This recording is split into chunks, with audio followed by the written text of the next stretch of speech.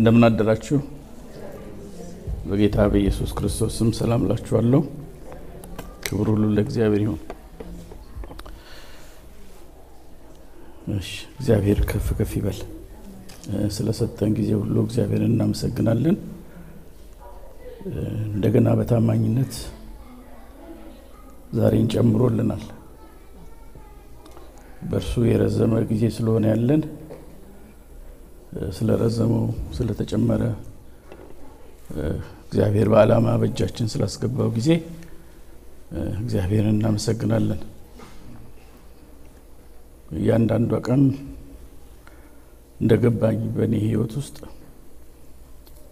እግዚአብሔር እኔን ለመስራት በእኔ ለመስራት ለእኔም ለመስራት እድል አድርጎ ነው የሚሰጠን።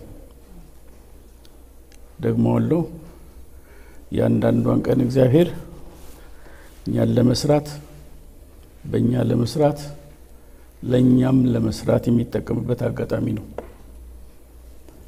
ምናልባት እነዚህ ነገሮች በእኛ ህይወት ውስጥ እንዳይፈጸሙ የኛ ምላሽ አሳሳቢ ነው። እድል ይሰጣል እግዚአብሔር። ግን ነፃ ፈቃድ ያለን ሰዎች ስለሆነን በዛ እድል መጠቀም ያለ መጠቀም ያንን እድል ማስተናገድ አለ ማስተናገድ የኛ ይሆናል። ብዙ ጊዜ እግዚአብሔር በሚሰጠን አጋጣሚ ውስጥ ወይም በሚሰጠን እድሎች ውስጥ እንዳንጠቀምበት እንቅፋት የሚሆነን እኛ እግዚአብሔር ከሚሰጠን በእኛ ሊሰራ ለእኛም ሊሰራ ካለው ሐሳብ ውጪ እኛ ለእኛ ልንሰራ ስንሞክር መተላለፍ ይፈጠራል እና ብዙ ዳክረን ብዙ ሄደን እድሜያችን ዘመናችን ይበላና ከተባለው የእግዚአብሔር ሐሳብ ጋር ሳንገናኝ እንሰበሰባለን። ምክንያቱም እግዚአብሔር ሊሚት ሰጥቶታል፣ እድሜ ጊዜ ሰጥቶታል፣ ወስኗል። በዚህ በሰጠን እድሜ ውስጥ የጨዋታ ሜዳ ውስጥ መጫወት የኛ ፈንታ ነው። The lost opportunity is a sacrifice of destiny. እድል ካመለጠ ፍጻሜያችን ሳክሪፋይስ እያደረገ ነው፣ እየሰዋነው ነው ማለት ነው፣ እያረድነው ነው ማለት ነው። እግዚአብሔር ሴንሲቲቭ ያርገን፣ አይኖቻችን ይክፈት። በሚሰጠን እድል ሁሉ አሁን እዚህ ቦታ መሆናችን እግዚአብሔር ዲቫይን አጀንዳ ነው። ፎር ግራንትድ እንዳትወስዱ ዝም ብሎ የሆነ ስርዓት እንዳይመስላችሁ። እኛ ሲሪየስ አይደለንም፣ እሱ ሲሪየስ ነው። እሱ የመሩን ነው፣ አይቀልድም እግዚአብሔር። ስለዚህ በሚሰጠን እድል እግዚአብሔር ጋር ተገቢውን ምላሽ ለመስጠት የእግዚአብሔር ኃይል ይብዛልን። ያው የእግዚአብሔር ኃይል ነው አይደል ዛሬ ተነገረን። ያለዛ ኃይል ምንም መስራት አንችልም። የመስቀሉ ቃል በሚል ሐሳብ ነው የጀመርነው። ይሄ አራተኛ አይደለም አምስተኛ ክፍለ ጊዜያችን ነው። 4 ክፍለ ጊዜዎችን አሳልፈናል በዚህ ጉዳይ ላይ ስለ መስቀሉ ቃል ስንነጋገር ማለት ነው።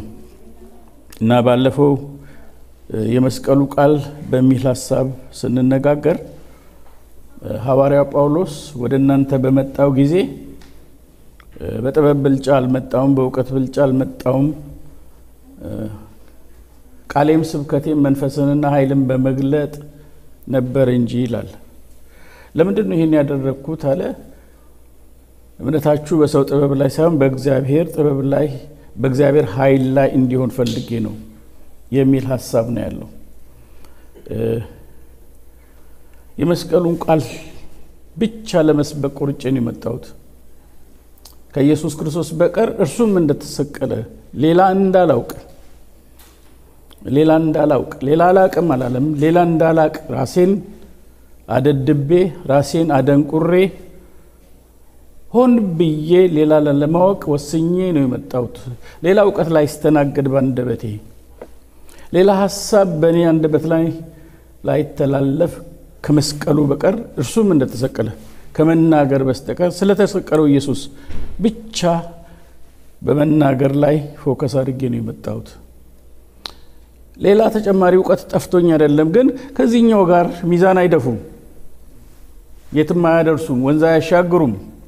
ለጊዜው ሊያሟሙቁን ይችላሉ ሊያስደስቱን ይችላሉ ኢንተርቴይን ሊያደርጉን ይችላሉ ግን ኢንላይተን አያደርጉንም ያዝናኑን ነገሮች ሁሉ ያጽናኑን አይደሉም የሚያዝናኑ መልእክቶችን እንወዳለን በጣም ስትረስፉል ስለሆነ ስትረስ ብቻ በህይወታችን ስለበዛ ከዛ ለመገራገል ዘና ፈታ የሚያደርገን ፈልጋለን ግን የትም አያደርስንም እና የሚያበራልንን እውነት የሚጠቅመንን ህይወት ለአሁንና ለሚመጣው የሚጠቅመውን ነገር ለማስተላለፍ የመስቀሉ ቃል አይነተኛ ነገር ነው እሱ ነው የሚጠቅመው ብዬ ሆን ብዬ ቆርጬ ወስኜ በዚህ አቅጣጫ ነበር ሳገለግል የነበረው ያለ ነው ጳውሎስ የነገረን ክብር ለእግዚአብሔር ይሁን አንዱ ትልቁ አደጋ የመስቀሉ ቃል ላይ ፎከስ ያላደረገ እሱም እንደተሰቀለ ካልተናገር የሰው እምነት በቃሉ ላይ ሳይሆን በመስቀሉ ኃይል ላይ ሳይሆን በሰው ላይ ይሆናል በሰው ጥበብ ላይ ይሆናል በሰው ዕውቀት ላይ ይሆናል ማለት ነው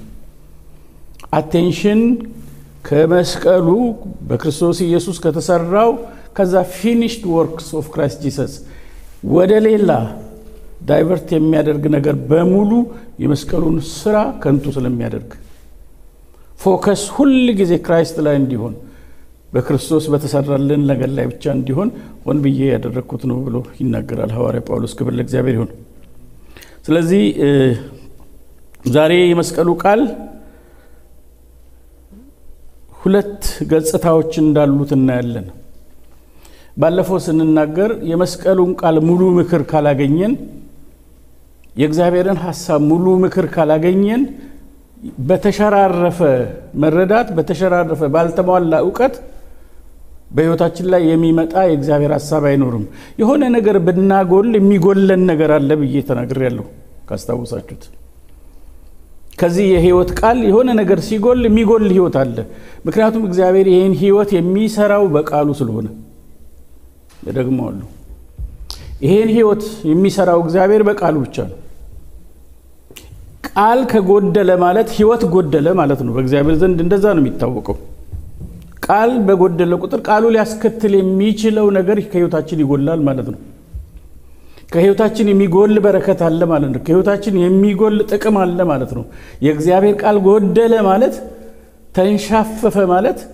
እንደሚገባ አልተላለፈ ማለት በዛው ልክ በእኛ ህይወት ውስጥ መዘበራረቆች ይመጣሉ ማለት ነው ስለዚህ የእግዚአብሔርን ቃል ሲሪየስሊ ነው ማካፈል ያለብን በትክክል እንደሚለው ልንል የፈለግነው ሳይሆን እንዲልልን የምንፈልገው ነገር ቃሉን አስታከን መናገር ሳይሆን እግዚአብሔር ቃል ምን ሊል እንደፈለገ በትክክል ኢንቴንድድ የሆነውን የእግዚአብሔርን ቃሉን ፍቺ ማግኘት በጣም አይነተኛ ነገር ነው ሊያሞቀን ይችላል ሊያዝናናን ይችላል ሊያስገርመን ይችላል ሊያስደንቀን ይችላል እዛ ጋር አይደለም የእግዚአብሔር ዓላማው ከዛ አልፎ ህይወታችንን ማግኘት ነው መንፈሳችንን ማግኘት ነው መንፈሳችንን አድሬስ ያላደረገ እውነት በህይወታችን ላይ ለውጥ አያስከትልም እኔ የነገርኳችሁ ቃል ለኢየሱስ ህይወት ነው መንፈስ ነው አለ ህይወትን የሚሰጥ ምንድነው መንፈስ ነው መንፈስ ብቻ ነው ህይወት ሊሰጥ የሚችለው ማለት ነው ፊደል ከሆነ ይገላል ይላል ስለዚህ የእግዚአብሔር ቃል በትክክል ሲተላለፍ የእግዚአብሔር መንፈስ ከዛ ቃል በዛ በሚነገረው ወይም ከሚነገረው ቃል በስተጀርባ ይገለጣል ማለት ነው ክብር ለእግዚአብሔር ይሁን ጌታን እናመሰግናለን ስለዚህ የመስቀሉን ቃል ሙሉ ምክር ማግኘት አለብን the whole counsel of God የእግዚአብሔር ምክር ሁሉ አላስቀረውባችሁም ይላል የእግዚአብሔር ምክር ሁሉ አላጓደልክም አላጓደለም እግዚአብሔር ሙሉ ምክር እንዲተላለፍ ይፈልጋል የእግዚአብሔር ሰዎች ሙሉ የሆነውን የእግዚአብሔር ምክር ሳያገኙ የሚያገለግሉ ከሆነ የሚያገለግሏቸው ሰዎች የተንሻፈፈ ህይወት ነው የሚኖራቸው አንስቴብል የሆነ ላይፍ ነው የሚኖራቸው ያልተሟላ ነገር ነው የሚኖራቸው የእግዚአብሔር ሙሉ ምክር በጣም አስፈላጊ ነገር ነው እግዚአብሔር ሙሉ ምክር እንዲኖረን ይፈልጋል ክብር ለእግዚአብሔር ይሁን ስለዚህ ይሄን የእግዚአብሔር በመስቀሉ አቅጣጫ የመስቀሉን ቃል በተመለከተ ሙሉ ምክሩ ምንድነው የሚለውን ሐሳብ ነው ዛሬ ላሳያችሁ የፈለኩት የመስቀሉ ቃል ሙሉ ምክር ምንድነው መስቀሉ ሁለት ጎኖች አሉት ለላችሁ ነው ዛሬ አንደኛው ጎኑ መስቀሉ ላይ ተሰራው አንደኛው ጎኑ ሞቱን በተመለከተ ሲሆን ሁለተኛው ጎኑ ትንሳኤውን የተመለከተ ነው ደግሜ እላለሁ በመስቀል ላይ የተሰራው ስራ አንደኛው ጎን ነው ሞቱ ነው። ክርስቶስ ኢየሱስ በመስቀል ላይ ምን ሆኗል? ሞቷል። ክብር ለእግዚአብሔር ይሁን። ሁለተኛ በመስቀል ላይ ከመስቀሉ በኋላ ደግሞ ኢየሱስ ከሞተ በኋላ ምን ሆኗል? ተቀብሯል። ከተቀበረ በኋላ ምን ሆኗል? ተነስቷል። ክብር ለእግዚአብሔር ይሁን። እነዚህ ሁለት ነገሮች በጣም ኢምፖርታንት ናቸው። መስቀሉ ሞቱን ይጨምራል፣ መስቀሉ ትንሣኤውን ይጨምራል ማለት ነው። ስለ መስቀሉ ቃል ስንናገር የመስቀሉን ሐሳብ ስናስተላልፍ እየተናገርን ያለው ስለ ሞቱና ስለ ትንሣኤው ጭምር ነው ማለት ነው። የመስቀሉ ቃል ሲባል መስቀሉ ላይ ብቻ መሞቱ ላይ ብቻ ፎከስ ያደረገ አይደለም። ትንሣኤውንም ያካተተ ቃል ምንድነው የሚባለው? የመስቀሉ ቃል ነው የሚባለው። ስለዚህ እነዚህ ሁለት ነገሮች በመስቀሉ ላይ ክርስቶስ ኢየሱስ የሰራውና በትንሣኤው የሰራው ነገር ሁሉ መካተት አለባቸው፣ እንደሚገባ አድሬስ መደረግ አለባቸው። ክብር ለእግዚአብሔር ይሁን። በሞቱ አቅጣጫ በትንሣኤውም አቅጣጫ የኛ የሰው ድርሻ እንደዚሁ ሁለት ነው። ደግሞአለሁ። መስቀሉ ሁለት ጎኖች አሉት ብያለሁ። መስቀሉ ቃል ሁለት ጎኖች አሉት ብያለሁ። ሞቱንና ትንሣኤውን ያካትታል ብያቸዋለሁ። በመስቀሉ በሞቱ አቅጣጫም የኛ ድርሻ ሁለት ነው። በትንሣኤው አቅጣጫ የኛ ድርሻ ሁለት ነው። የመስቀሉ ቃል ማለት ባጭርና ግልጽ አማርኛ ስለ ኢየሱስ መሞት ብቻ ሳይሆን እኛንም እዛ ውስጥ የጨመረ ያካተተ መልእክት አለው እያልኳችሁ ነው። ትንሣኤውን ብቻ መናገር ሳይሆን በትንሣኤ ውስጥ እኛ ተካተናል። በሁለቱም ውስጥ ድርሻ አለን። በሞቱም ውስጥ ድርሻ አለን፣ በትንሣኤውም ውስጥ ድርሻ አለን። በሞቱ ውስጥ ሁለት ድርሻ አለን፣ በትንሣኤ ውስጥ ሁለት ድርሻ አለን።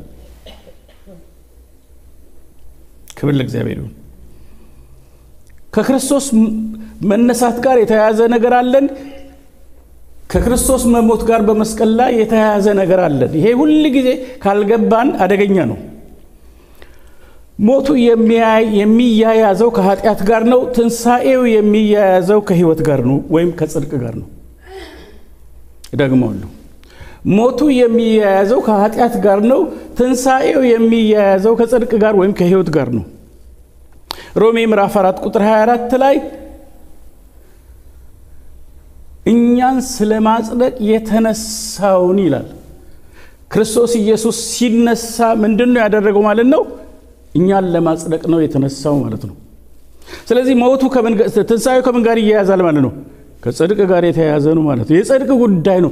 መጽደቃችንን ያወቅነው በሞቱ ሳይሆን በመነሳቱ ነው። አሜን ይባላል። መጽደቃችንን ያወቅነው ክርስቶስ በመስቀል ላይ መሞቱ ምንም የሚያሳየው አይደለም። የቀደመው ኃጢአታችን ይቅር ስለመባሉ ብቻ ነው የሚነግረን መስቀሉ። በመስቀሉ ላይ የፈሰሰው የክርስቶስ ደም ያንን ስራ ብቻ ነው ያከናወነው። በፊት የተደረገውን ከዚህ በፊት ያደረግናቸው በተግባርም የፈጸምናቸው የተካፈልናቸውንም የተጋራናቸው ከአባቶቻችን ከወላጆቻችን ከአዳምና ከሔዋን የወረስናቸውን የውርስ ኃጢአቶችን በተግባር እኛም የፈጸምናቸው ኃጢአቶች በመስቀሉ ቃል በክርስቶስ ኢየሱስ በደሙ ስርየት አግኝቷል፣ ይቅርታ አግኝታል፣ ፎርጊቭነስ አግኝተናል ማለት ነው። ከዛ ጋር ከኃጢአት ጋር የተያያዘ ነው በመስቀሉ ላይ የፈሰሰው የክርስቶስ ኢየሱስ ደም ሰራው ስራ። ትንሣኤው ግን ከጽድቅ ጋር የተያያዘ ነው። መጽደቄን ያረጋገጥኩት ክርስቶስ ሲሞት ሳይሆን ሲነሳ ነው። ክርስቶስ ሲሞትማ ስለ ኃጢአቴ ሞተ፣ እኔም አብሬ ሞትኩኝ ማለት ነው። ክርስቶስ ሲነሳ ግን እኔን ስለማጽደቅ ተነስቷል። እስቲ እኔን ስለማጽደቅ ተነስቷል በሉ። በደንብ ስሙኝ። ስለዚህ ሞቱ ከኃጢአት ጋር የተያያዘ ነው፣ ትንሣኤው ከጽድቅ ጋር ወይም ከሕይወት ጋር የተያያዘ ነው ያልኩት ለዚህ ነው። ስለዚህ ስለ መስቀሉ ቃል ስናወራ ሁለቱንም አካተን እኛም በዛ ውስጥ ተጨምረን ካልሆነ እሱ እንደሞተ እሱ እንደተነሳ ብቻ ከሆነ የኛ ሮል የኛ ሚና እዛ ውስጥ ከሌለ ምንም አልገባንም ወንጌል። ክብር ለእግዚአብሔር ነው። ምንድነው ትስስራችን? ከመስቀሉ ቃል ጋር ከሞቱ ጋር ሁለት ትስስር አለን፣ ከትንሣኤ ጋር ሁለት የሆነ ትስስር አለን፣ ኮኔክሽን አለን። ስለዚህ እነዚህን ሁለቱን የመስቀል ጎኖች ፉሊ አድሬስ ማድረግ ያስፈልጋል እያልኳችሁ ነው። ኃጢአተኛው በመስቀሉ ላይ ሊኖረው የሚገባ ድርሻ አለ። የመጀመሪያው የክርስቶስ በመስቀል ላይ መሞት አንደኛው ጎኑ ክርስቶስ የሞተው በእኛ ፋንታ ነው። ደግሞ ሁሉ ይሄን አማርኛ በጣም ስለለመናቸው ምናቃቸው የሚመስሉ ናቸው። ክርስቶስ በእኛ ፋንታ ምን ሆኗል? ሞቷል። ምን ማለት ነው? ስለኛ ሞቷል፣ ለኛ ብሎ ሞቷል፣ በእኛ ፋንታ ሞቷል ማለታችን ነው አይደል? ክርስቶስ ስለኛ ሞቷል። ይሄ ሰብስቲቲዩሽናል ዴዝ ነው፣ የምትክነት ሞት ነው።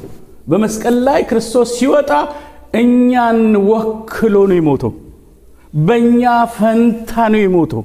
ስለኛ ነው የሞተው፣ ስላንቺ ነው የሞተው፣ ስለኔ ነው የሞተው፣ ስለ ሰው ልጆች ሁሉ ነው የሞተው።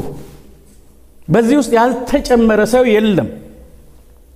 በብሉይ ኪዳን የምናገኛቸው መስዋዕቶች ወይም ስለ መስዋዕት የሚነገሩ ነገሮች ሁሉ የምትክነት ስራ ናቸው የሚያሳዩት። በጉ መስዋዕት ሲደረግ ኃጢያቱ በበጉ ላይ ተደርጎ በጉ ይሰዋል፣ ምትክ ሆኗል ማለት ነው። በጉ ሞቶ ሌላው ይድናል፣ ሌላው ይቀጥላል ማለት ነው አይደል? ስለዚህ በጉ ከሞተ ሰውየው መሞት የለበትም። ስለዚህ መስዋዕቶች ሁሉ የሚያሳዩት የምትክነት ስራውን ነው። ኢሳይያስ 53 ቁጥር 4 ጀምረን እናያለን። ከአንድ ጀምረን እናያለን። በዛ ውስጥ ሰብስቲቲዩሽናል የሆነው ሞቱን፣ የምትክነት ሞቱን፣ በእኛ ፈንታ መሞቱን፣ ለኛ ብሎ መሞቱን፣ ስለኛ መሞቱን የሚያሳዩ ቃሎችን እናገኛለን። የሰማነውን ነገር ማን አምኗል? የእግዚአብሔር ክንድ ለማን ተገልጧል? ይላል ኢሳይያስ። የሰማነውን ነገር ማን አምኗል? ማይታመን ነገር ነው የሰማነው። የሰማን የሚለው ነገር በመንፈሱ የሰማውን ነው። በርቀት ያለ በክርስቶስ ኢየሱስ በመስቀሉ ከብዙ መቶዎች ዓመታት በኋላ ሊሰራ ያለውን እሱን ጌታ ያሰማውን ድምጽ ማን አምኗል? ማይታመን ነገር ነው አለ። የእግዚአብሔር ክንድ ለማን ተገልጧል አለ። በፊቱ እንደ ቡቃያ ከደረቅ ምድር መሬት እንደ ስር አድጓል። መልክና ውበት የለውም፣ ባየነውም ጊዜ እንወደው ዘንድ ደም ግባት የለውም። ስለ ማን ነው እያወራ ያለው? ስለ ኢየሱስ ክርስቶስ ነው እያወራ ያለው። የተናቀ ከሰውም የተጠላ የሕማም ሰው ደዌንም የሚያቅ ነው። ሰው ፊቱን እንደሚሰውርበት የተናቀ ነው፣ እኛም አላከበርነውም ይላል። ተመልከቱ ቀጥሎ ያለውን ሐሳብ። ሰብስቲቲዩሽናል የሆነ ሞቱን ያሳየናል። በእኛ ፈንታ መሞቱን ያሳየናል። በእውነት ደዌያችንን ተቀበለ። ምናችንን? ደዌው የማን ነው? ማ ተቀበለ? እሱን። በእኛ ፈንታ ኢየሱስ ደዌያችንን ተቀበለ ማለት ነው። ተመልከቱ። ህመማችንን ተሸክሟል። ህመሙ የማን ነው? ግን ማን ተሸከመው? አያችሁ፣ ሪፕሬዘንስ ያደርጋችሁ ታያላችሁ። ስለናንተ፣ ስለኛ፣ ስለያንዳንዳችን፣ ስለ ሰዎች ልጆች ሰዎች ላይ ሊሆን የሚገባውን ነገር እሱ ላይ ሆነ ማለት ነው። እኛ ግን እንደተመታ በእግዚአብሔርም እንደተቀሰፈ እንደተቸገረም ቆጠር ነው። እርሱ ግን ስለመተላለፋችን ማን ነው የተላለፈው? የተላለፍነው እኛ። ግን እርሱ ስለመተላለፋችን እኛ መቁሰል ሲገባን እሱ ቆሰለ። እኛ በመተላለፋችን ምክንያት የእግዚአብሔርን ሥርዓት በመጣሳችን ምክንያት የእግዚአብሔርን ሕግ ባለማክበራችን ምክንያት ሊደርስብን የሚገባው መመታትም ሊደርስብን የሚገባው ቅጣት እሱ ላይ ተላለፈ። እኛ በእኛ ፈንታ ገብቶ ተቀጣ፣ ተገረፈልን። ኢትስ አሜዚንግ። ይገርም ነው ጌታ። እኛ ሁላችን የደህንነታችንም ተግሳጽ በእርሱ ላይ ነበረ ይላል። በበደላችንም ደቀቀ፣ የደህንነታችንም ተግሳጽ በማን ላይ ነበር? በእርሱ ላይ። ተግሳጹ ማን ላይ ነበር ሊውል የሚገባው? ቁጣው ማን ላይ ሊውል ነበር የሚገባው? በእኛ ላይ ሊሆን ሲገባ እሱ ላይ ውለ። በእኛ ፈንታ ለእኛ ብሎ ስለኛ የሆነውን ነገር ያሳየናል። ተጨነቀ። ስለኛ ነው የተጨነቀው፣ ስለ ራሱ አይደለም። ተሰቃየ። ስለኛ ነው የተሰቃየ፣ ስለ ራሱ አይደለም። አፉንም አልከፈተም። ለመታረድ እንደሚነዳ ጠቦት በሸላቶቹ ፊት ዝም እንደሚል በግ እንዲሁ አፉን አልከፈተም። በማስጨነቅና በፍርድ ተወሰደ። ስለ ሕዝቤ ኃጢአት። ስለማ? ስለ ሕዝቤ ኃጢአት። አየ፣ ስለ ሰዎች ኃጢአት ነው፣ ስለ ሕዝብ ኃጢአት ነው፣ ስለ ትውልድ ኃጢአት ነው፣ ስለ ወንዶችና ስለ ሴቶች ልጆች ኃጢአት ነው። ስለዎችን እናያለን። በሰው ፈንታ ስለ ሰው ሰብስቲቲዩት አድርጎ ሰውን ተክቶ በሰው ፈንታ መሞቱን የሚያሳዩ ቃሎች እስከ መጨረሻው ድረስ ማየት ትችላላችሁ። ይሄ ሰብስቲቲዩት አድርጎ ክርስቶስ ስለኛ እኛን ተክቶ በእኛ ፈንታ ስለኛ መሞቱን የሚያሳይ ቃል ነው። በአዲስ ኪዳንም ብዙ ቃሎች እናገኛለን። ስለሌሎች በሌሎች ፈንታ በእኛ ምትክ ስለኛ መሞቱን የሚናገሩ ብዙ የአዲስ ኪዳን ክፍሎች አሉ። ማቴዎስ 20 ቁጥር 28 ላይ ነፍሱን ለብዙዎች ቤዛ ሰጠ። ተመልከቱ። ስቲል አሁን በአዲስ ኪዳን ለምኖች ለብዙዎች ምን አድርጎ ቤዛ አድርጎ ሰጠ። ዮሐንስ 10:15 ላይ ነፍሴን ስለ በጎች አኖራለሁ። ስለማ ስቲል ኢየሱስ የሚሆነው የሚደረግበት ነገር ሁሉ ስለማን ነው? ስለሌሎች ነው። ስለሌሎች ስለኛ ማለት ነው። ራሳችን እየከተትን እናያለን። የሐዋርያት ሥራ 20:28 ላይ በገዛ ደሙ የዋጃትን የእግዚአብሔርን ቤተክርስቲያን የእግዚአብሔርን ቤተክርስቲያን በገዛ ደሙ ነው የዋጃት። ሃሌሉያ። ስለዚህ ነው ቤተክርስቲያን ራስ ክርስቶስ ነው የምንለው፣ ማንንም አይደለም። በገዛ ደሙ ሮሜ ምዕራፍ 5:6-8 ባለው ክፍል ውስጥ ገና ደካሞች ሳለን ክርስቶስ ዘመኑ በደረሰ ጊዜ ስለ ኃጢአተኞች እንዲገባችሁ የፈለኩት ሰብስቲቲዩሽናል የሆነውን ምትክነት የሆነውን በእኛ ፈንታ ስለሆነ የሆነውን ቃል በእግዚአብሔር ቃል ውስጥ እንዴት በስፋት እንደተነገረ የመስዋዕትነቱ ጉዳይ ከዛ ጋር ስለኛ እንደሆነ የሚያሳዩ ቃሎች ናቸው። ክርስቶስ ስለ ኃጢአታችን ሞተ። ክርስቶስ ስለኛ እርግማን ሆኖ ከእርግማን ዋጀን። ስለእናንተ ድሃ ሆነ፣ እናንተ በእርሱ ድህነት ባለጠጎች ትሆኑ ዘንድ ስለእናንተ ድሃ ሆነ። ስለኛ ኃጢአት አደረገው። በደሙም የተደረገ ቤዛነታችንን በስጋው ኃጢአታችንን በእንጨት ላይ ተሸከመ የሚሉ ቃሎችን በጥልቀት እናያለን፣ በብዛት እናያለን። አንደኛ ጴጥሮስ 2:24፣ ኤፌሶን 1:7፣ 2 ቆሮንቶስ 8:9፣ 2 ቆሮንቶስ 5:21፣ ገላትያ 3:13 እያንዳንዱ ለመናገር ስለሌለብኝ ነው። በእኛ ፈንታ ይሄ አንድ መልኩ። ስለዚህ በእነዚህ ሁለት ክፍሎች ውስጥ የምናየው ምንድነው? በአንደኛው ክፍል ምትክነቱን ስራ ነው የምንመለከተው። ስለ ሰው ልጆች የሆነውን ሁሉ በመስቀሉ ውስጥ በግልጽ ተቀምጧል ማለት ነው። በእኛ ፈንታ የሚለው ነገር በእኔ ፈንታ የሚለው ነገር እዚህ ውስጥ ነው የምናየው። መስቀሉ ላይ የተሰራው በእኔ ፈንታ ነው ኢየሱስ የሞተው፣ ስለኔ ነው የሞተው። ይሄ ክሊር ይሁንልን። ክብር ለእግዚአብሔር ይሁን። ስለዚህ ይሄንን ማወቃችን ይሄን በዚያ አቅጣጫ ያለውን የመስቀሉን ቃል ማወቃችን ክርስቶስ በእኛ ፈንታ ስለኛ መሞታችን ማወቁ ያስገኘልን ጥቅም አለ፣ ያስገኘልን ትርፍ አለ። እኛን ወክሎ በእኛ ፈንታ መሞቱ ያስገኘልን ነገር አለ። እሱም ምንድነው? የኃጢአት ይቅርታን አስገኘልን። አሜን። ሪጀነሬሽን አስገኘልን፣ ዳግም ልደት አስገኘልን። ክብር ለእግዚአብሔር ይሁን። በሰውና በእግዚአብሔር መካከል ላይ ያለው ጠብ በዛ ተቋረጠ። የኃጢአት ይቅርታ ፎርጊቭነስ ክርስቶስ በመስቀል ላይ ባፈሰሰው ደም ተገኘ። አሜን። አስተውሉ። አሁንም ይሄ ደሙ አገልግሎቱ በፊት ስለተደረገው ኃጢአት ብቻ ነው። ከዚህ በኋላ ለምናደርገው ኃጢአት ዋስትና አይደለም ደሙ። ለነገም ኃጢአት ፕሮግራም አልያዘም ደሙ። ላለፈ ለተደረገ ለጠፋ ለተጣሰ ነገር ደሙ ፈሶ የኃጢአት ይቅርታ አግኝተናል። ፎርጊቭነስ በደሙ በኩል ነው የተሰጠን። ከዚህ በኋላ ስላለው ነገር ኃጢአትን ስንሰራ የልጁ ኢየሱስ ክርስቶስ ደም ከኃጢአት ሁሉ ያነጻናል። ግን ደሙ ለዛ ተብሎ አይደለም የተሰጠው። ደሙ ለተደረገ ለተጣሰ ነገር ብቻ ነው የሚያገለግለው። ላለማድረግ ግን ዋስትና አይደለም ደሙ። ኃጢአት ላለመስራት ግን ዋስትና አይደለም ደሙ። ሁላችንም ኃጢአተኛ መሆናችንን ነው የሚያሳየው። በመስቀል ላይ ክርስቶስ ስለኛ መሞቱ፣ በእኛ ፈንታ መሞቱ የኃጢአት ደሞዝ ሞት እንዳለው ኃጢአት በሞት እንደሚቀጣ ነው የሚያሳየን። እግዚአብሔር በኃጢአት ላይ ሌላ ድርድር ሌላ አይን እንደሌለው ነው የሚያሳየን ሞቱ። ኃጢአትን ይቅር ማለት እንደማይችል ኃጢአትን ዝም ብሎ መቀበል እንደማይችል እግዚአብሔር በመስቀሉ ላይ በክርስቶስ ኢየሱስ በሰራው ስራ ያሳያል። እግዚአብሔር ኃጢአተኛውን ይቅር ብሎ ነው ኃጢአትን ግን ቀጥቶ ነው ምክንያቱም ኢየሱስን ኃጢአት አደረገው ይላል እግዚአብሔር ቃል ኃጢአተኛ አይደለም ኃጢአት አደረገው ኦ ማይ ጋድ ስለዚህ ኃጢአትን ይቅር የተባልነው እግዚአብሔር ዝም ብሎ ቅርብ ይያቻሉ ብሎ ሳይሆን ኃጢአት ተቀጥቶ ነው ለኃጢአት ዋጋ ተከፍሎ ነው somebody has paid the price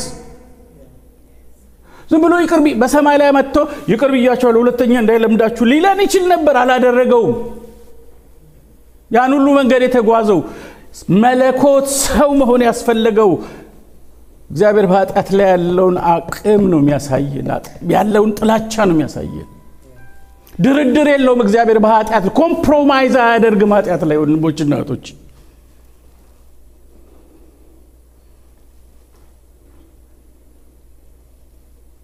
ኃጢአት ላይ እግዚአብሔር ፊቱን መልሷል አምላኬ ስለምን ተውከኝ ሲለኮ የኛን ኃጢአት ስለተሸከመ በእኛ ፋንታ ስለኛ ስለሞተ እግዚአብሔር ኃጢአትን የሚያይበት አይን ስላልነበረው ፊት ነሳው ለኢየሱስ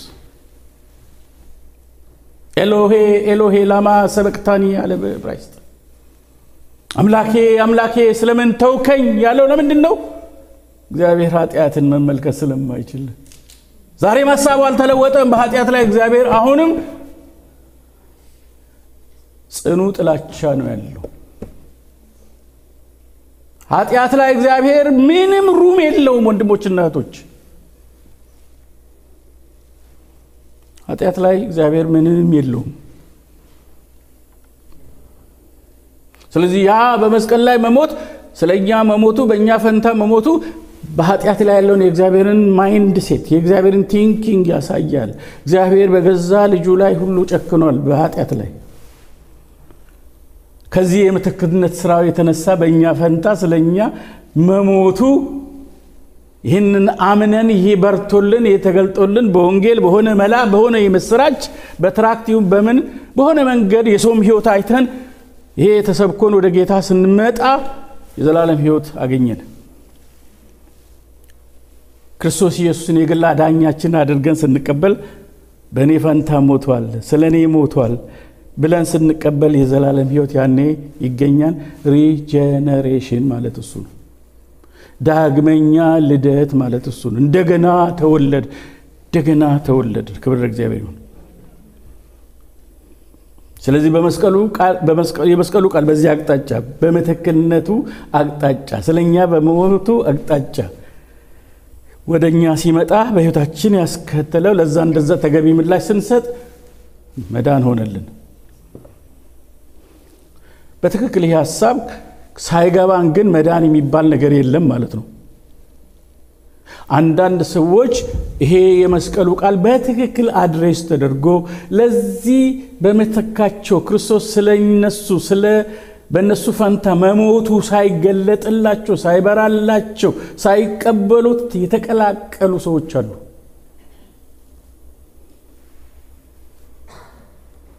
እነማን እንደሆኑ ያንዳንዳችን እናውቃለን እንዴት እንደመጣን እናውቃለን ግን አደጋለው ይሄ ሳይገባቸው ደስ አይልም መዝሙራቸው ደስ አይልም ፍቅራቸው ደስ አይልም በሚል ተሰብኮ አትራክትዶ ነው የመጡ ሰዎች ለመስቀሉ ቃል ሳይሰባቸው የመስቀሉ ቃል አይደለም የጠራቸው አንዳንዴ ግሩፕ ቲንኪንግ ነው የጠራቸው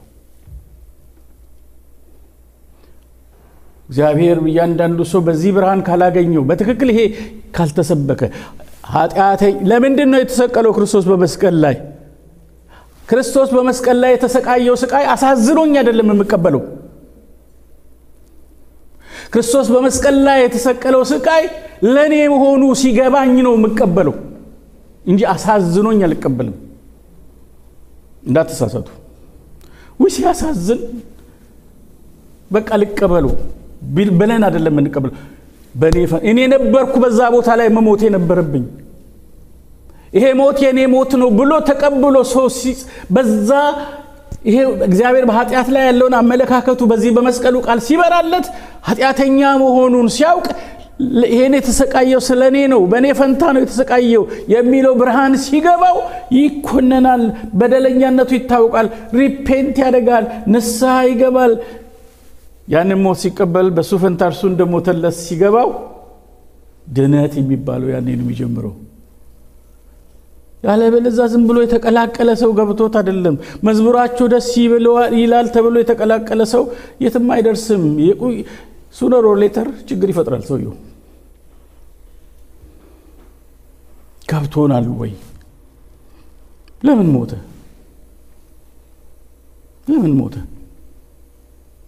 ሱባይ ሞት እኮ የኔ ጣፈንታ እሱ ነበር ያነበር ሞት ምክንያቱ ኃጢአተኞች ነና የኔ ቦታ ነበር እኮ ያ ቦታ ስለኔ ነው የሞተው ኢየሱስ ክብር ለእግዚአብሔር ይሁን በኃጢአታችን ምክንያት ሞቱ ሊደርስብን ካለው ቅጣት ነው ያዳነን ነገር ግን ይሄ ዕውቀት ብቻውን በቂ አይደለም ስለኛ በእኛ ፈንታ ለኛ ብሎ እኛን ወክሎ መሞቱ ሰብስቲቲዩሽናል ዴዙ በቂ አይደለም ሪጀነሬትድ ሆንን እንጂ ዳግም ተወለድን እንጂ የኃጢአት ይቅርታ አገኘን እንጂ ቀጥለን ኃጢአት ላለማድረግን ዋስትና የለንም ናሱን እንግዲህ ከዚህ በፊት ያለውን ምሪያችኋለሁ ይቅር ብያችኋለሁ ከዚህ በኋላ እወቁበት አላለንም እንዳትሳሳቱ አላለንም ያ የመስቀሉ ላይ ኢየሱስ ክርስቶስ በኔ ፈንታ መሞት የሚያሳየው እኔ በምንም አይነት መንገድ የሕግን ሥራ በመስራት በእግዚአብሔር ፊት ልጸድቅ እንደማልችል መልእክት ነው ቤቱ ገብተን ስንቆርብ ስንሰነባበት የምንችል እየመሰለን መውደቅ መነሳት ያበዛ ነው ከዚህ የተነሳ ነው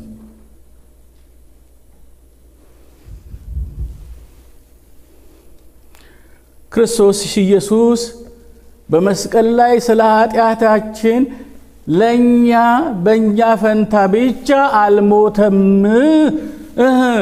እኛንም ጨምሮ ነው የሞተው ይሄ ሁለተኛ መልኩ ነው አሜን ነው እኛንም ኢንክሉሲቭ ሞት ነው ሪፕሬዘንታቲቭ ሞት ብቻ አይደለም ጨምሮናል አለንበት መስቀሉ የክርስቶስ ብቻ ሳይሆን የኔም ጭምር ነው በመስቀሉ ላይ እኔም የሞትኩበት ታሪክ ነው የተሰራው ነው ሁለተኛው ምትከብዶች ነች ያቺኛው መቀበል በጣም ቀላል ነው ስለኔ ሞቷል ማለት በጣም ቀላል ነው ምክንያቱም ያለዋ ክሊር አንድ ሰው ባንቺ ፈንታ ሲሞትልሽ ባንተ ፈንታ ሲሞትልህ አንተ መኖር ትቀጥልለ እሱ ምን ሆኗል ስለዚህ ያም መቀበል በጣም ኢዚ ነው ጉልበት አይጠይቅም የተለየ አቅም አይጠይቅም የተለየ ብርሃን አይጠይቅም ግን አብሬሞች አለው ማለት የቤት ኪራይ እየከፈልኩ እየኖርኩ እየወጣው እየተላወስኩ እየተንቀሳቀስኩ ያንን መቀበል ሌላ ብርሃን ይጠይቃል እሱ አልበራም እያልኳችሁ ነው ሙሉ አይደለም የመስቀሉ ቃል መልእክት የተሰበከነው ክርስቶስ ስለኛ እንደሞተ እንጂ እኛንም ጨምሮ እንደሞተ እኔም አብሬው እንደሞትኩ አልተነገረኝም ቢነገረኝም አልገባኝም እንደዚህ አላውቅም ማለት ይቻላል ያ ምን አጉድሏል የኃጢአት ይቅርታ በዛ አግኝተናል ለዚህ ነው ያኛው ብቻ ስለገባን መውደቅ መነሳት እንወድቃለን ንስሐ እንገባለን እንድቃለን አብዛኞቹ ጸሎቶቻችን ንስሐ የሚበዛባቸው ከዚህ የተነሳ ነው ሪቪልድ አልሆነልንም እኔም አብሬ መሞቴ ሮሜ ምዕራፍ 6 ከ6 እስከ 11 እናንብብ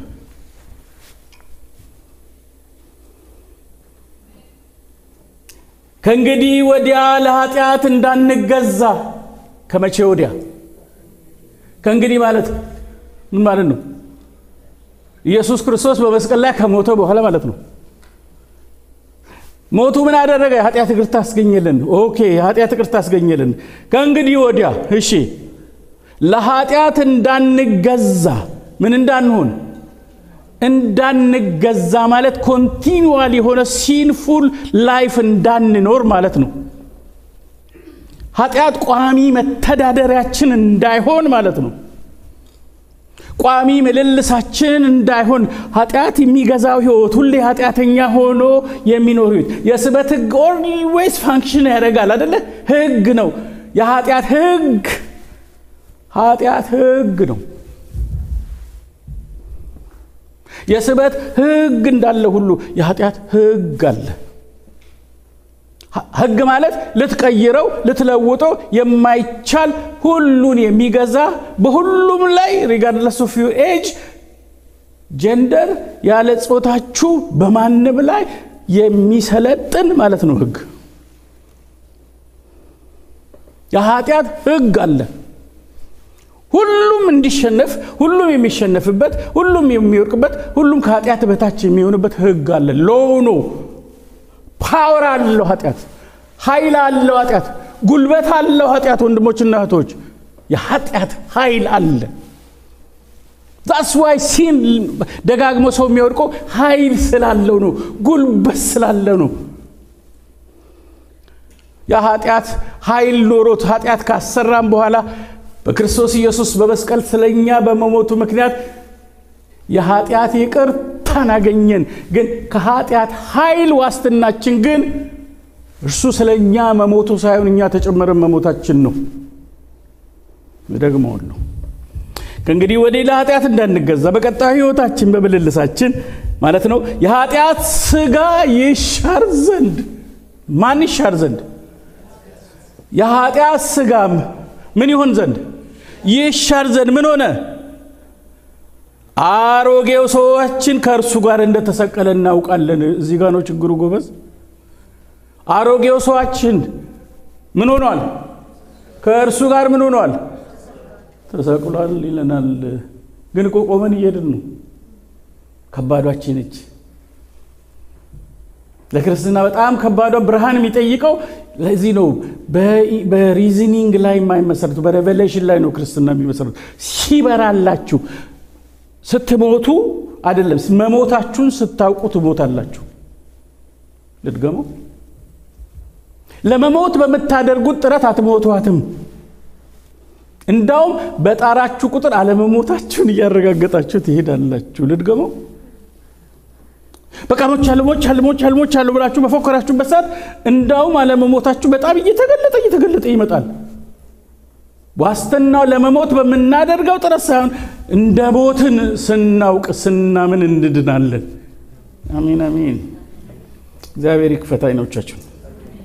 ከእርሱ ጋር ተሰቅሏል አሮጌው ሰዋችን።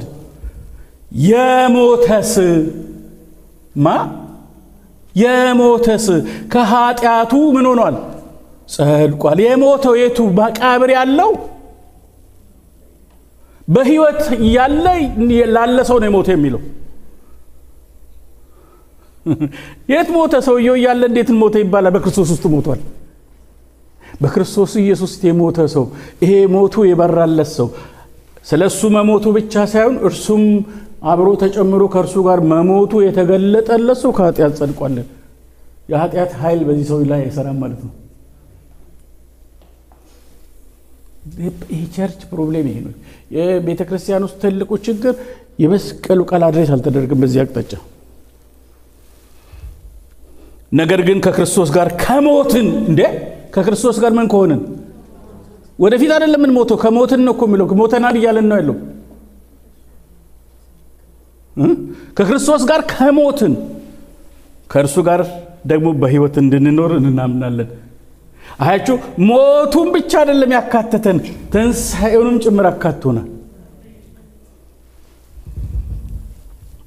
አሮጌው ሰዋችን ከእርሱ ጋር እንደተሰቀለ ይላል። ከእርሱ ጋር አሮጌው ሰዋችን የተሰቀለበት ምክንያት የኃጢአት ሥጋ ይሻር ዘንድ። ምክንያቱም ኃጢአት ስለሰራን ሳይሆን ኃጢአተኛ የሆነው ተፈጥሯችን ኃጢአተኛ ስለሆነ ነው። ይሄ ሥጋችን የኃጢአት ሥጋ ነው። እስቲ ኃጢአት ሥጋ ነው በሉ። የኃጢአት ሥጋ ይሄ ምን ይሁን ዘንድ ይሻር ዘንድ አለ። ዋናው ፋብሪካው መስሪያ ቤቱ ይሄ ነው ማለት ነው የሰውነት ለድርጊቱ። ይሄ የኃጢአት ሥጋ ለሰራው ስራ የኃጢአት ይቅርታ በደሙ አገኘን። ግን እሱ ሰውነት እስካለ ድረስ ይሄ ኃጢአት ሥጋ እስካለ ድረስ ኃጢአት ማድረጋችን አይቀሬ ነው እያለን ነው። So what's the solution? Solution ኃጢአትን ለማሸነፍ ትግል ውስጥ መግባት ሳይሆን ለኃጢአት በመሞት ብቻ ነው የምታመልጠው። ያንንም አንተ የምትሰራው ሳይሆን ክርስቶስ በመስቀል ላይ ሲሞት ሰርቶታል። አብረህ ሞተሃል፣ አብረሽ ሞተሻል።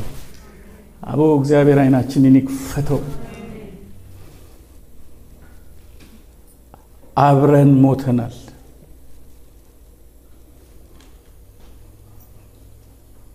በፊተኛው የክርስቶስ የመተክነት ሥራ የኃጢአት ይቅርታን ነው ያገኘነው። ቀጥሎ ሰው በሕይወት ኃጢአት ላለማድረግ የሚያስችለውን ኃይል የምናገኘው አብረን መሞታችንን ስንቀበል ነው። በፊት ስለተደረገው ኃጢአት በክርስቶስ ኢየሱስ በመስቀል ላይ በፈሰሰው ደም የኃጢአት ይቅርታን አግኝተናል ወንድሞችና እህቶች። ቀጥለን ግን ኃጢአት እንዳንሰራ በቀረው ዘመናችን ከእንግዲህ ወዲያ በመድል ላይ በሚኖረን ቆይታ ኃጢአትን ላለማድረግ ዋስትናችን ለኃጢአት መሞት ብቻ ነው መፍትሄው እያለን ነው እግዚአብሔር። ይሄ ሥጋ በምንም አይነት ሊቀደስ አይችልም። ከዚህ ውጪ ሞት ብቻ ነው መፍትሄው ለዚህ ሥጋ። ከእርሱ ጋር እንደተሰቀል እናውቃለን ሲል ፓስቴንስ ነው እኮ። እንደተሰቀለ እንደምንሰቀል እናውቃለን ቢል እሱ ወደፊት ነው። ምን እንደሆነን ነው የሚለው? እንደተሰቀል እናውቃለን። የምንሰቅለው የለም። መሰቀላችን ሲበራልን ሲገለጥልን ስናውቅ ነው ከዚህ ነፃ የምንሆነው እያለን ነው የእግዚአብሔር ቃል።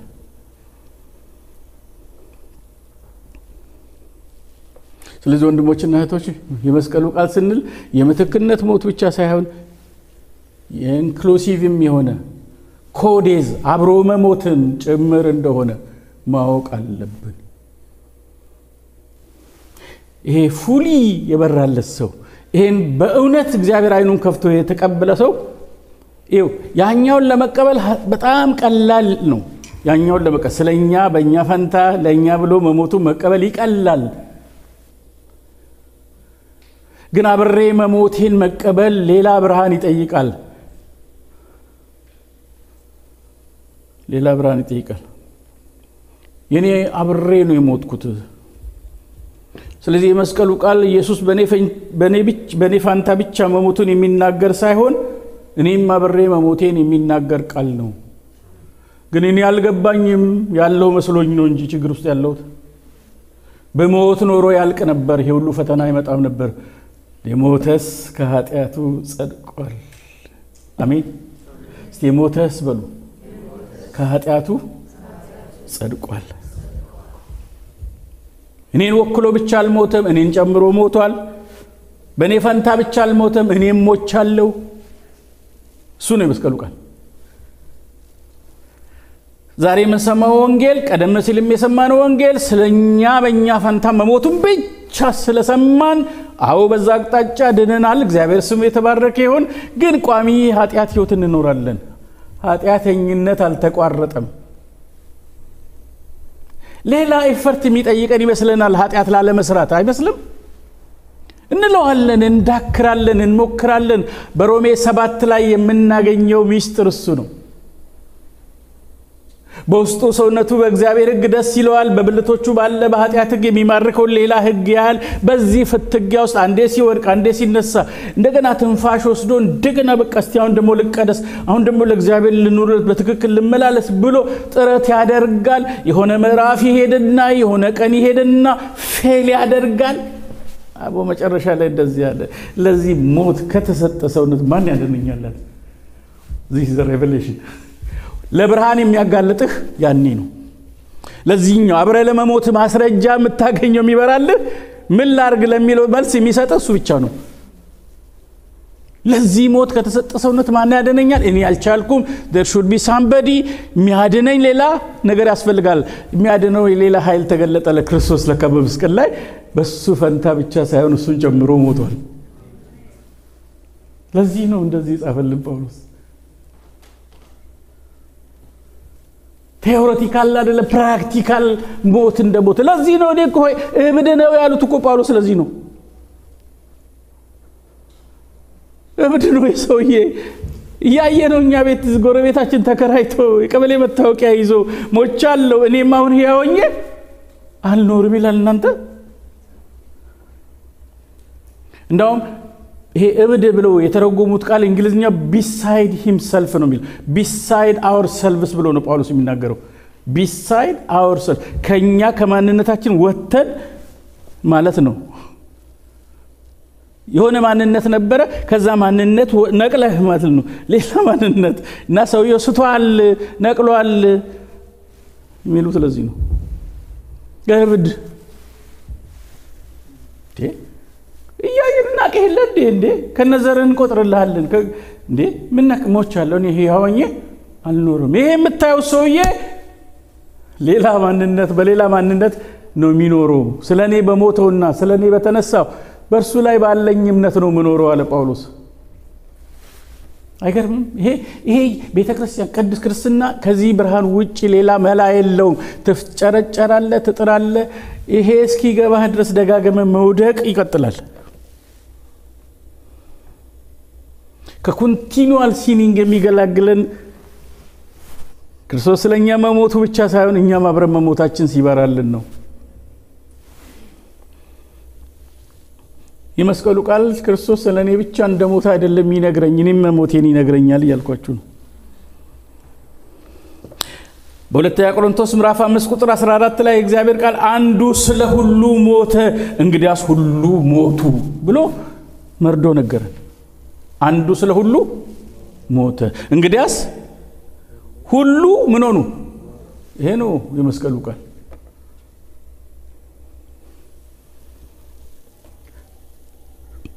በህይወትም ያሉቱ አለ አሁን ይቀጥሉቱ መኖር ይቀጥሉቱ ማለት ነው በህይወትም ያሉቱ ስለነርሱ ለሞተውና ለተነሳው እንጂ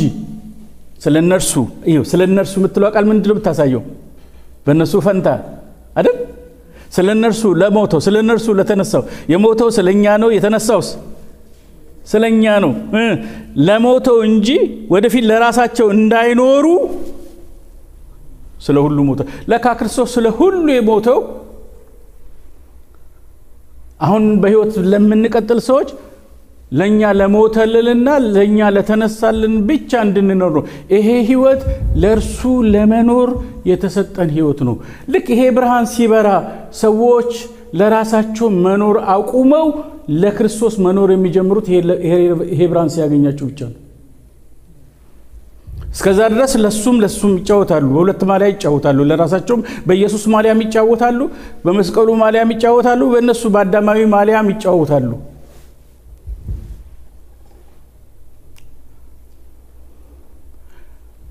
ክርስቶስ ስላንተ የሞተው ስላንተ የተነሳው ሃሌሉያ ክርስቶስ ስለሁላችን ሞተ ክርስቶስ ስለሁላችን ተነሳ ይሄ ሲበራላችሁ ድነነት ታገኛላችሁ ግን አሁን ከዛ በኋላ አንተ አብረ መሞትህ ደሞም አብረ መነሳት ሲገባህ አሁን የምትኖረው ኖሮ ላንተ ለሞተልና ለተነሳህል እንጂ ለራስ እንዳትኖር ይገባሃል ያኔ ለራስ መኖር ይቆማል አሁን እንኖራለን ለራሳችን ላይ እንዳውም የራሳችንን አናስነካም የእግዚአብሔር ሁለተኛ ነው የእግዚአብሔር ሶስተኛ ነው የኛ ነው ፕራዮሪቲ ያለው ራይት ውሸት እርስ በርሳችሁ ውሸት አትነጋገሩ አይልም ያለ መሞት ችግር ነው በእንሰብካ አያረጋትም ሰው ልክ ነው ምናምን ለጌታን ምናምን ግርግር ይፈጥርና እፍ ነው የሚለው ሲበራልን ነው በቃ ለሌላ መኖር ታቆማላችሁ ለርሱ መኖር ትጀምራላችሁ ክርስቶስ ሞትህን ብቻ ሳይሆን የወሰደው ህይወትህንም ጭምር ወስዶታል የርሱ መሆን የሚረጋገጠው ለራስ መኖር አቅተ ወደፊት ለርሱ ስትኖር ብቻ ነው እንዳ የኔ ኑሮ መቼ ነው ብላችሁ አትጨነቁ እናንተ ኑሮ ክርስቶስ ይመጣ ነው የሚሆነው ህይወታችሁ የሆነው ክርስቶስ በሚገለጥበት ሰዓት በዚያን ጊዜ እናንተ በክብር ትገለጣለች። አሁን እናንተ ሰው የተባላችሁት 70 ዓመት ነው። ግማሹን ኬንያ በልቶታል፣ ሱዳን በልቶታል፣ ካናዳ በልቶታል፣ ሴት በልቶታል፣ ወንድ በልቶታል፣ ቦይፍሬንድ ገርል ፍሬንድ በልቶታል፣ ሚስት በልቶታል፣ ልጆች በልቶታል፣ ፖለቲካ በልቶታል፣ ዘር በልቶታል። አሁንማ ዘርፉ ብዙ የቀረች እኮ ትንሽ ነች ልጭል ብትድድሜ እሷን እንኳን እንዳንኖራት ይችን እድሜ ያልፈለጋት ማናለ ያልፈለጋት ያልተመኛት የኛን እድሜ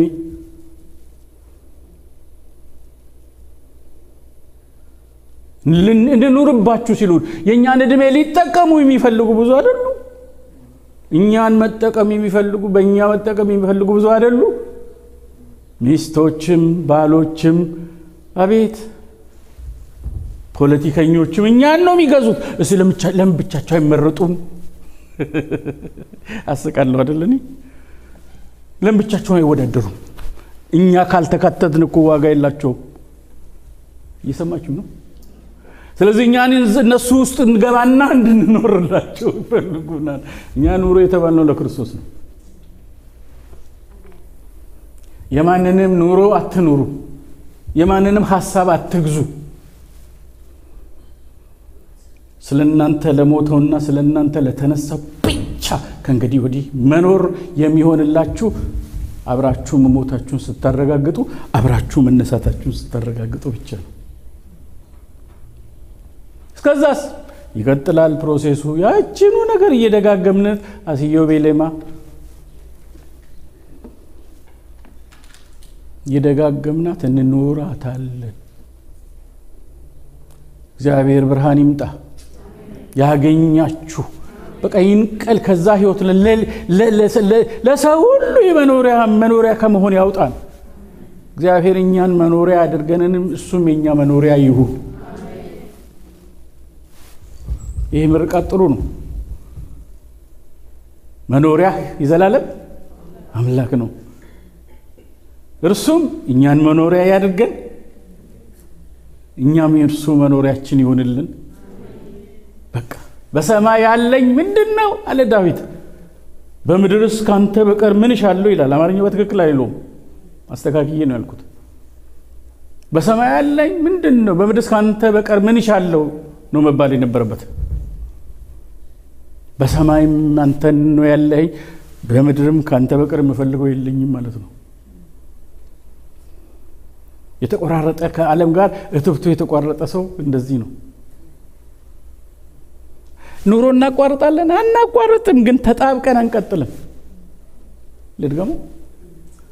መፍጨት እናቆማለን አናቆምም፣ እንፈጫለን። በደንብ ነው እንደውም እንፈጫለን። እስቲ እንፈጫለን በሉ አካችሁ። መማሪያ ያስፈልገን እንማራለን፣ ድብናርገን በቃ ሰክሰስፉል ሆነን እንማራለን። ተጣብቀን እንፈጭም፣ ተጣብቀን እንማራለን፣ ተላቀን እንፈጫለን። ሁለት ሴቶች አንድ ላይ ይፈጫሉ። አንዲቷ ምን ትሆናለች? ትወሰዳለች። ሌላ ምን ትሆናለች? ትቀራለች። ምን አስቀራት? መፍጫ ስላቋረጠች ቀረች ይላል። ኧረ አላቋረጠችም፣ ትፈጫለች። አብሮ እኩል ነው የሚፈጩት። መጁም አንድ ነው፣ መፍጫውም አንድ ነው፣ ሁሉ ነገሩ አንድ ነው። What's the difference? ዲፍረንሱ ምንድነው መሰላችሁ? ዲፍረንሱ እቺኛው የምትፈጫዋ የተወሰደችዋ የሄደችቷ ተላቃ ነው የምትፈጨው። እንዴት ነው ተላቃ? መፍጨት እንደዚህ እየፈጨች እኛ ሀገራችን ሰማይ ነው፣ በዚህ ብትኖር ከተማ የለችም እንዴ ትፈጫለች። እቺኛውስ እንዴት ነው የምትፈጨው? በዚህ መሆን ለኛ መልካም ነው።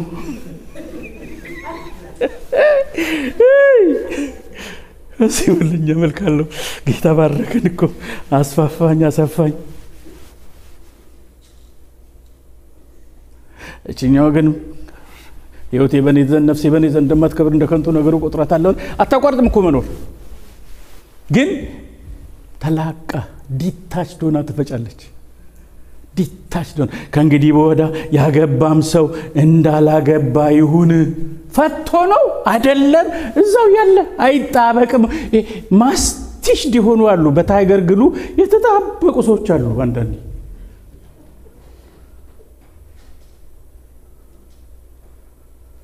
ከሚስት ጋር ከባል ጋር እንዲህ የተዋሃዱ የተጣበቁ አሉ። ሚስት አግብቻለሁ፣ በሬ ገዝቻለሁ የመጣበቅ ምልክት ነው።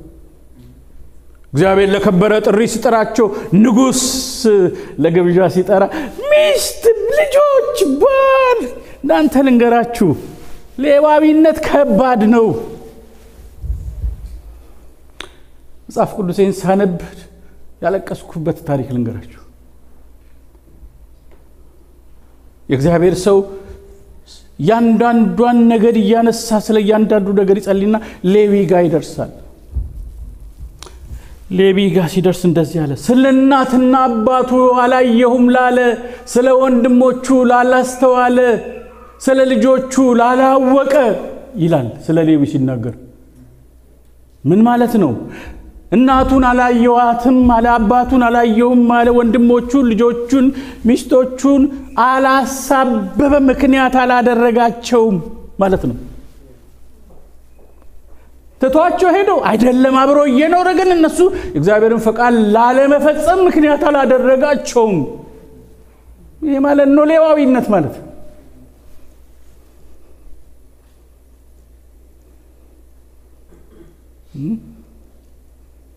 ልጆቹ ላላወቀ ጠፉበት። ልጆቹ የእግዚአብሔርን ሐሳብ ላይጋርዱ፣ የእግዚአብሔር ፈቃድ በሱስ ላይከለከል ልጆቹ ሰበብ አልሆኑትም። እና ኡሪምና ቱሚምህ ለሱ ይሁን። ለማ እንዲህ ይላለው ለሌዊ ምንህና ምንህ? ኡሪምና ቱሚምህ። ምንድነው ኡሪም?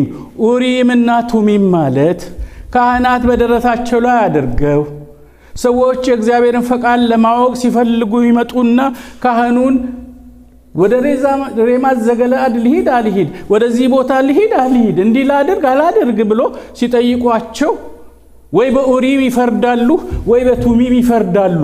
ወይ ሂድ ይላሉ ወይ አትሂድ ይላሉ። ማለት ኡሪምና ቱሚም እንዴት እንደሚፈርዱበት እንዴት እንደሚጠቀሙበት ምንም ግልጽ አይደለም። ነገር ግን ሰዎች የእግዚአብሔርን ፈቃድ እንዲያውቁ የሚያሳውቁበት የእግዚአብሔር ጥበብ ነበር። እና አትውሰድባቸው። ምኑን? ኡሪምን አትውሰድባቸው። ኡሪም ማለት ብርሃን ማለት ነው። ቱሚም ማለት እውነት ማለት ነው። ብርሃንና እውነትን አትውሰድባቸው።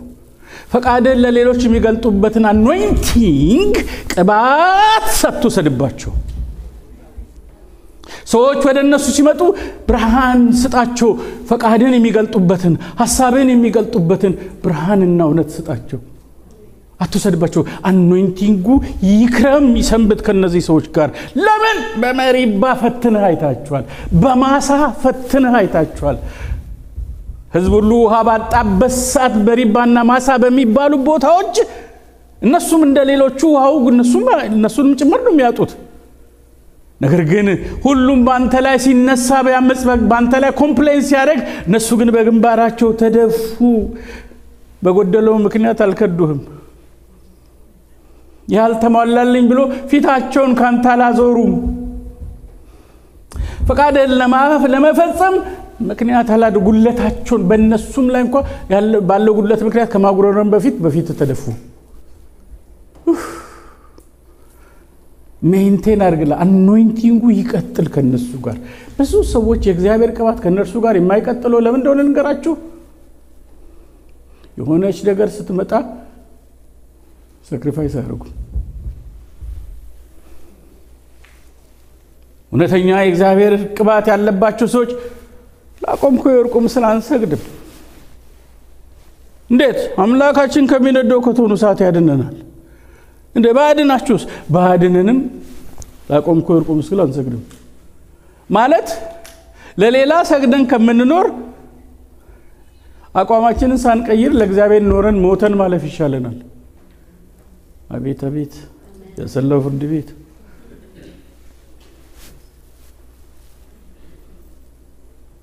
በቃ አምረንም መኖር እሱን አቃለን አንኖርም። ብንሞት ይሻለናል። እሱን አክበረን እናልፋለን።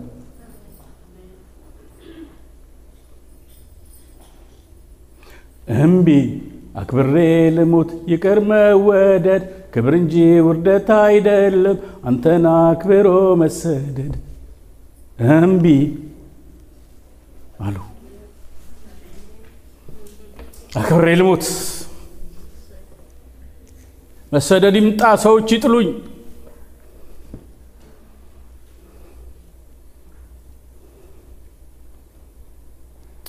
እግዚአብሔር የሚዘምር ሰው አላጣም፣ የሚሰብክም አላጣም፣ የሚኖርለት ሰው ግን አላገኘም።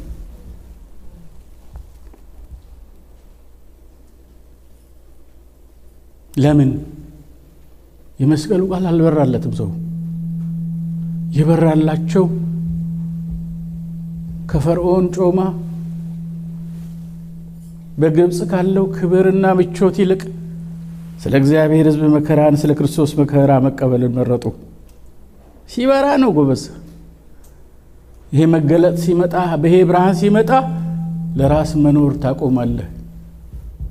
እንኳን ኃጢአት መስራት ልትተውትና እንኳን ኃጢአት መስራት ተውትና አሁን እኮ በቅጡ ወንጌሉ አልገባንም።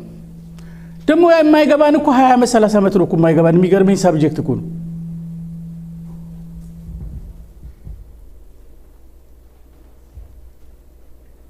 በአንዲት ብርሃን ታሪኩ ተገለባብጦ የአዲስ ኪዳን አብዛኛው መጽሐፍ የጻፈልን ሰው ነው እኮ ይሄን የሚነግረን።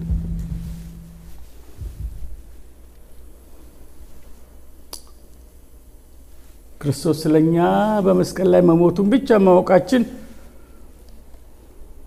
በፊት ስለተደረገው ኃጢአት ይቅርታን ያስገኝቶልናል። የዘላለም ሕይወትን አግኝተናል። ሪጀነሬትድ ሆነናል። ነገር ግን ክርስቶስ በመስቀል ላይ ስለኛ ብቻ ሳይሆን የሞተው እኛንም ይዞ እኛንም ጨምሮ ነው የሞተው የሚለው ብርሃን ግን ከእንግዲህ ወዲህ ለኃጢአት እንዳንገዛ ያደርገናል። አያችሁት?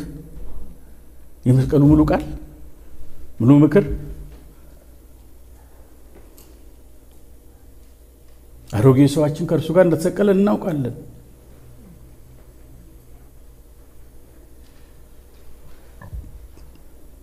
እግዚአብሔር ስሙ የተባረከ ይሁን። እንቀጥላለን ሳምንት። ሁሉም ቢናገሩት ሆድ ባዶ ይቀራል አሉ። ሃሌሉያ።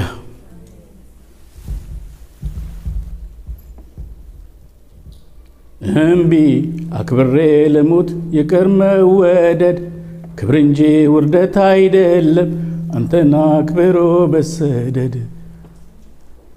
እምቢ አክብሬ ልሙት፣ ይቅር መወደድ ክብር እንጂ ውርደት አይደለም፣ አንተን አክብሮ በሰደድ።